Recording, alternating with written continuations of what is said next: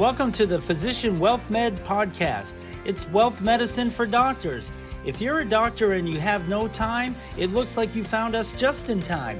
This podcast is for all doctors who would like to work on their personal wealth, but do not have traditional hours to do so because they have no time. We're here to jump into topics that will help you address your wealth both inside and outside of your practice so that you can live the life of significance you're dreaming of. You'll hear from your peers, you'll hear from industry professionals, and your host and wealth advisor, me, Kevin Sullivan. This is your time. Now let's get started with today's podcast.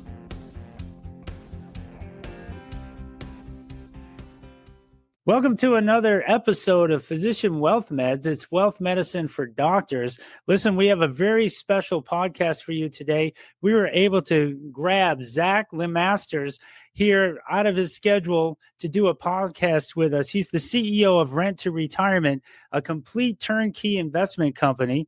He and his wife are former optometrists who fell in love with real estate and never looked back. They've developed an incredible method of finding the best markets and properties, and they offer comprehensive services where they help handle everything to finding the properties and even managing them.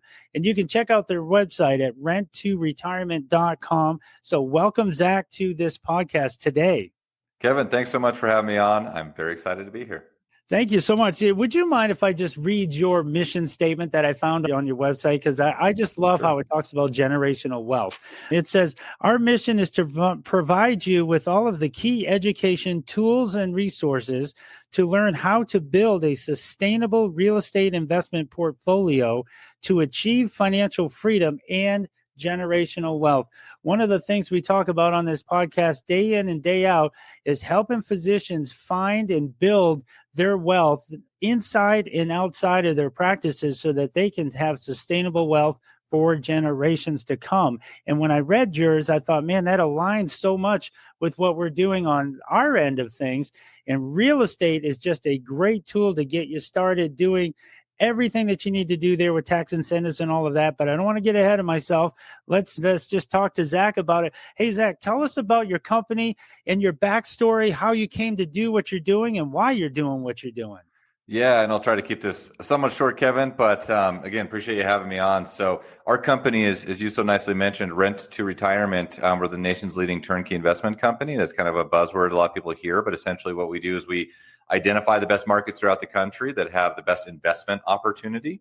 And then we stand up our local teams in those areas to be able to, either build about 80% of what we do is new construction. We love A-class new construction assets, and what we can talk about why that's a beneficial real estate asset to own. But we either fully renovate or newly build properties in the markets that offer the best returns, have the best appreciation, have immediate equity.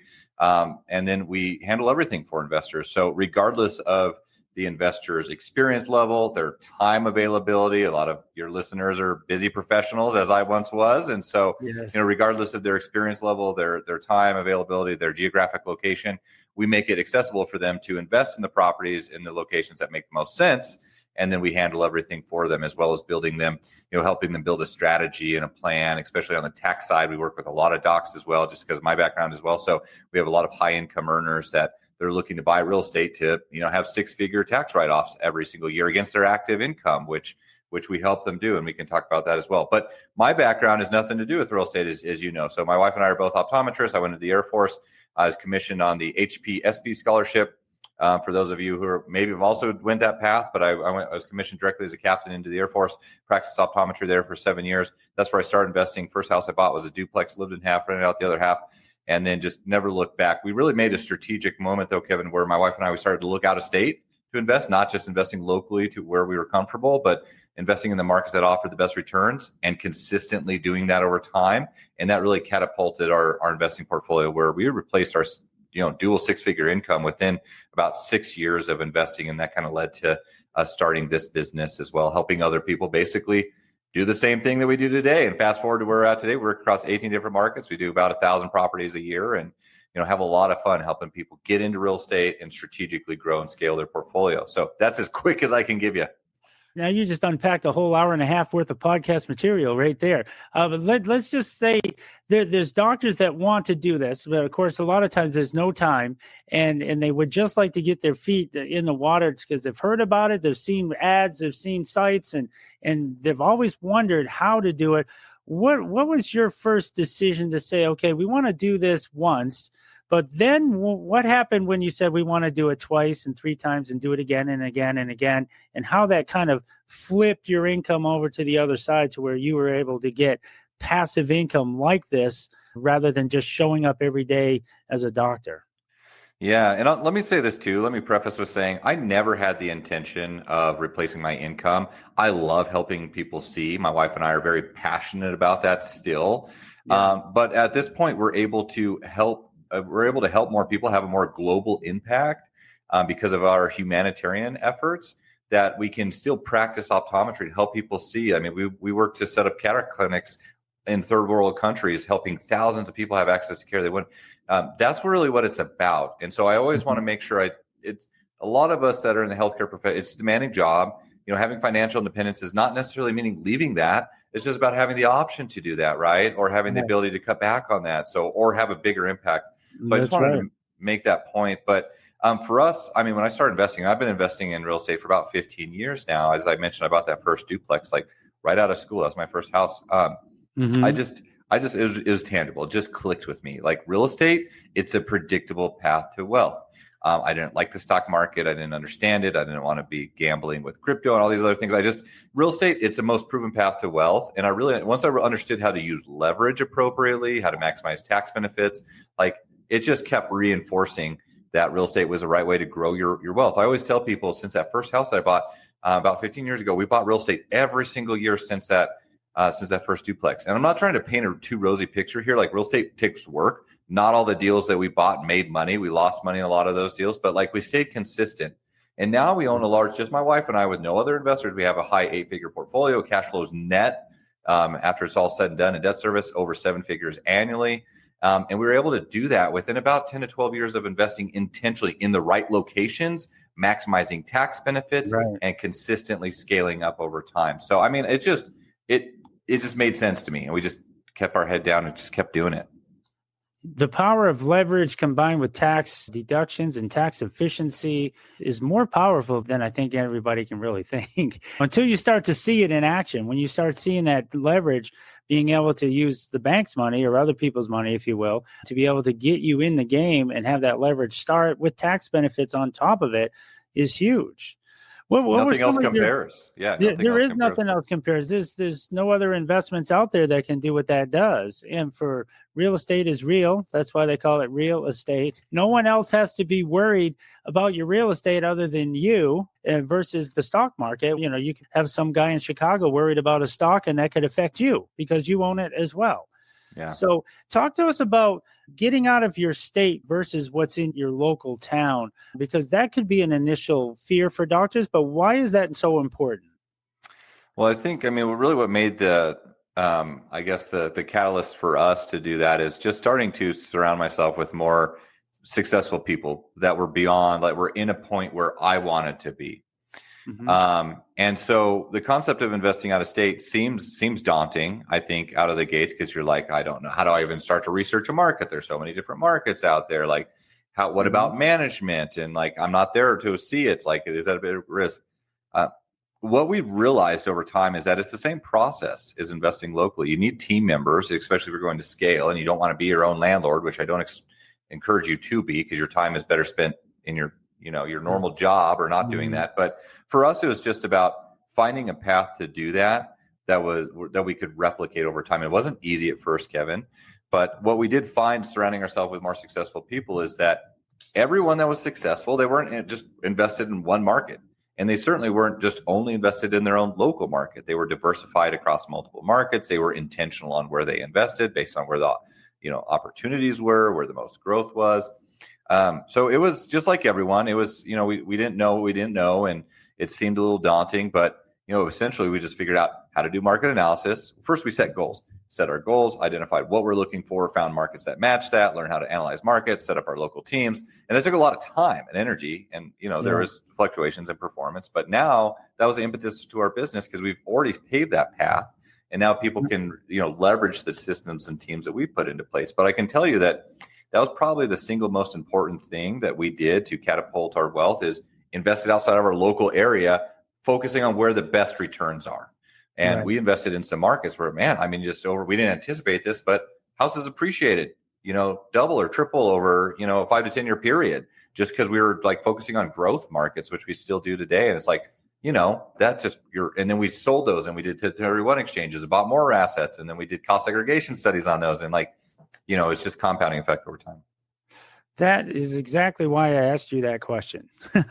Because a lot of times what I tell doctors is, what if the right CPA or what if the right wealth advisor, what if the right estate attorney or title attorney or asset protection attorney is not in your local city or town? What if you live in Denver and the best CPA for you is in New York City? Wouldn't you want to know and work with that person? I tell them all the time that if you're the right doctor, people will cross state lines. They'll drive, they'll fly, they may even walk to get to see you if you're the right one for them. So it's no different than in your world as a doctor to say, okay, my market might not be the best market for me to be in. And you always need that one person or a team of people that you should be listening to, that it could expand your thoughts and make you dream a little bigger than where you are right now, and to excite you about things and the possibilities of things to come. And that can come with other markets.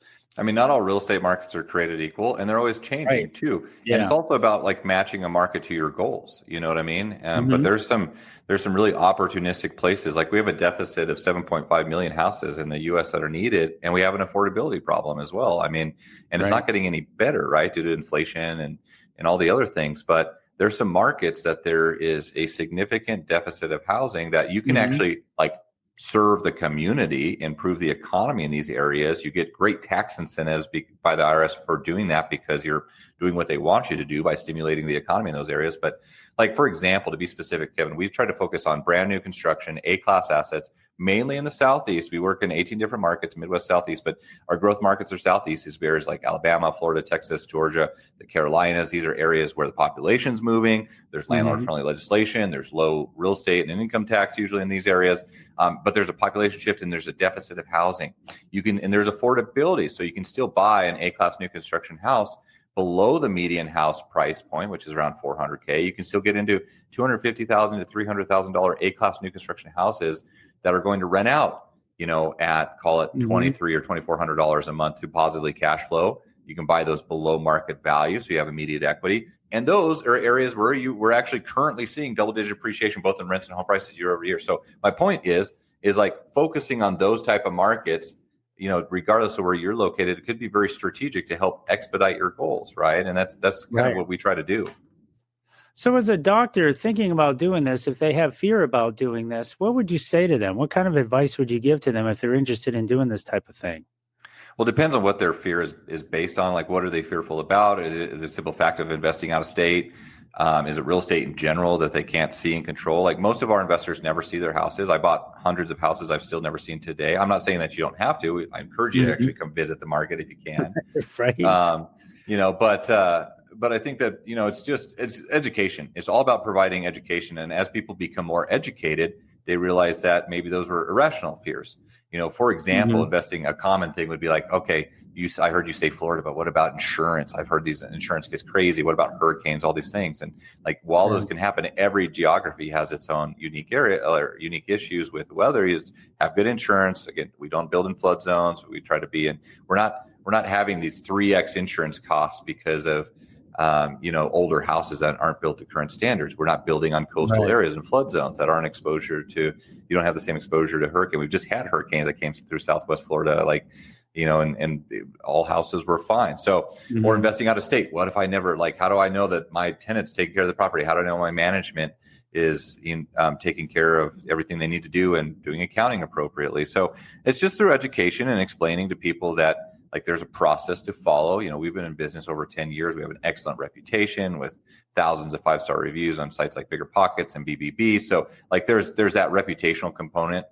to give people some confidence. But at the end of the day, you just got to, if you want to be invested in real estate, you got to do it. Right. I love real estate because, to your point earlier, it's a physical asset. It's not, it's really hard to lose money in real estate if you are intentional about where you invest in good areas and you just hold it over time. It really is hard to lose money. All real estate goes up in value. You may have tenant fluctuations from time to time. You may have repairs that come up, but it's all about investing. The key to this is investing in good areas with good teams and doing that consistently over time. Right. But we do help people do some really creative tax stuff. I don't know if you want to talk about that or not, but I mean, yeah, I was going to say, what's it look like for a doctor to work with your firm? Like, talk to us about the academy you got going on. Our academy program, and you don't have to be an academy member to work with us, but the academy member is, this is our educational program that we specifically built out for people that are interested. They need a little bit more like involvement and hands-on. They want a curriculum to follow, right? Which is really, the academy is built out. It's a 90-day course. It's an evergreen course to be from a very basic beginner investor to coming out of that being a very sophisticated investor, where we do deep dives into, the first months are like building out financial awareness, understanding your net worth, understanding leverage, identifying markets, properties, like putting together a plan, executing the plan, and then optimizing the plan. Where month 3, get really high level into self-directed IRA investing, like raising private capital, short-term rentals, long-term rentals. We do look at the tax side. I mean, we work with a lot of docs, and I think that's one because of my background in healthcare, but also the fact that this is an easy route for someone to invest in real estate, take full financial benefit from the real estate that they own, invest in the best locations without having to buy yourself another job, right? Having to be an active manager, because we're doing all of that for you. But we have some really unique ways that we can help investors, be strategic on their acquisition, be intentional about building a long-term portfolio and creating financial independence, but also maximizing the tax structure. Like our goal, personally, every single year, we run a very successful business, and our goal every single year is to offset all of our tax income from all sources, and we do that every single year by buying enough real estate. We go through 1031 exchanges. We do cost segregation, accelerated depreciation on those. We have options. And if this is things that people haven't heard about, it just, I'm going to cover it high level, but maybe this is a conversation we have. We have a lot of docs that are, mid to high 6-figure income that are able to get 6-figure deductions through buying real estate. For an example, if you bought $1 million worth of real estate, that could be $1 million property, that could be, $200,000 properties, whatever, $1 million worth of real estate, and you run an accelerated depreciation on that asset. Everyone takes normal depreciation, but if you take a cost segregation, and usually our studies come in around like 30 to 35%, the asset value gets done by an engineer, you give to your CPA. But let's say, just conservatively, $1 million worth of real estate, through 30% depreciation or bonus depreciation you take in year 1, that's a $300,000 tax deduction in year 1. That's at 100% bonus depreciation, which I think we'll be at this year again. But for example, if you're, I'm banking on it, and I think all of us are, based on new administration. But if you earn $500K as a doc, and you were able to decrease your income by $300,000 by buying real estate, that's cash flowing, that's appreciating. That's significant, right? On that. And by the way, to buy that $1 million worth of real estate, you could put 20% down, which is $200,000, to buy $1 million worth of real estate to get a $300,000 tax deduction in that year. But we also have unique options where you can put as little as 5% down. True investor loans. We're not talking about living in them. You buy multiple properties with as little as 5% down. We bring those type of financing options to investors as well. So in theory, you could buy $1 million worth of real estate with $50,000 out of pocket and get a $300,000 tax deduction. That's just crazy. Now, again, I'm not getting into the intricacies, because you have to be a real estate professional to do that. Or if you can't qualify as a real estate professional, you go short-term loophole, which we help many investors do, even as docs buying their first properties, a little bit more involved. I'm just trying to plant seeds for ideas. But that's how you can be a strategic investor, because if you saved, let's say you're at a 37 to 40% tax bracket. If you save $300,000 of taxes, which is your top earn and top tax dollars, that could be, depending on the state that you live on, that could be $130,000 to $150,000 of actual money, tangible money that you would otherwise pay to Uncle Sam. That's they can buy multiple other properties with that have additional tax benefits. And you can snowball it, right? That's the easiest way to give yourself an immediate raise, is to pay less taxes. And that alone has allowed us to, just grow our portfolio by millions of dollars very quickly, is not paying money in taxes, reinvesting it into real estate, doing that legally, right? But just following the path that we're able to do and just snowballing it. So I went on tangents there, Kevin. You cut me No, off. this is what they need to know. That's the flow. And the quickest way to make money is to save money in taxes. We talk about that all the time. Hey, you're going to pay the money to the government, or you get to choose where the money goes. So why not choose to have it go into a portfolio of real estate that's going to benefit you all the way around, just like that? What other investment, even as a wealth advisor, could I talk to my clients about that would do that kind of thing? There is none, but it's nothing like that. So this is why we're bringing this type of topic to you, to help you build wealth inside but outside of your portfolio that's going to last for generations to come. Talk to that part about the generational part of this whole thing once you establish this. Yeah, I think there's some different levels of like financial independence that we tend to think about. And most people are stuck because I don't think that they haven't achieved it yet, or their mind is really stuck on like the first 1 to 2 stages of financial independence. And again, when we talk about retirement, it's not just quitting your job. It's having the financial security where work is optional, or you can cut down work hours, or you can, earn more than your current job could allow. But when we think about financial independence, like the first stage is I think about like just covering expenses, right? So if your expenses on an annual basis was $60K or $5K a month, like, if you had rental income, which could be a handful of properties that earn you $5K in rental income, that should be increasing year over year as rents go up. Like now, that covers your expenses. I don't consider that financially independent. Some people would. The second level of financial independence is like replacing your income, your active income. That takes a little bit longer, especially if you're a high income earner. But once we start applying some of these tax benefits and like compounding your real estate over time, I think that's true financial independence, is where you're bringing in more passively at or more than your W-2 job, and work truly becomes optional. The third level of financial independence is where you create like lifestyle money and generational money, which, let me tell you, no one really thinks about this. Like when I came in to start investing, at no point was my goal to replace my active income. I really enjoyed what I did. I never really fathomed that we'd be at the financial position we are today, but we just kept investing. But the third level is where you've far surpassed your active income with your passive income, where you can also, you built a portfolio that you can pass on to future generations.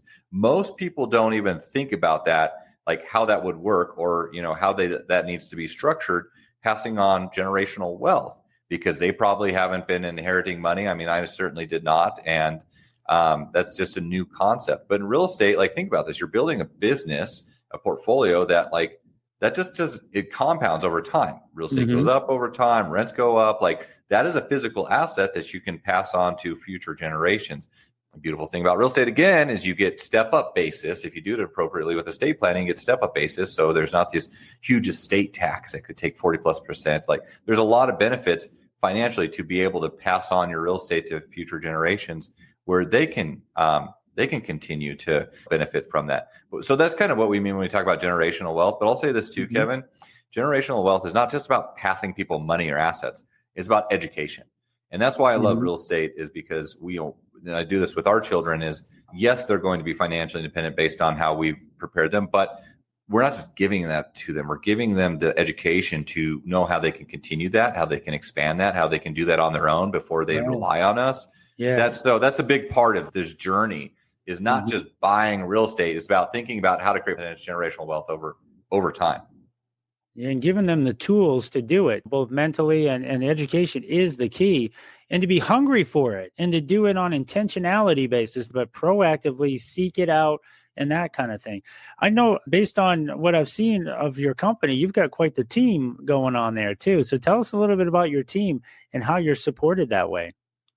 Yeah, we do a lot of different things, on the education side, but our core business is to provide, again, it's to make the best investment opportunities across the country accessible to everyone, where our team handles everything for you, and to help you build a strategy and plan to achieve whatever your financial goals are, if that's financial independence or whatever the case is. So we're really intentional in our company about working with investors. We want to create lifelong partnerships with them. Yes, we sell real estate. That's how we get paid. We don't charge investors anything. We're builders and managers. So we build properties, lease and manage them for investors. But just to work with us, it's all about providing value. So we have a great team of investment strategists. Our core team is about 20 people internally. These are kind of our core, like, operational people, but We leverage, we have a lot of contractors, probably 5x the amount of contractors in these local areas. And this will be important to mention too, Kevin, because our company does really two ways. And I think this will help people understand, like, really truly the value we're bringing to them and the opportunity is that, so we build and sell turnkey properties, right? So we are builders. We're building, leasing and managing properties for people.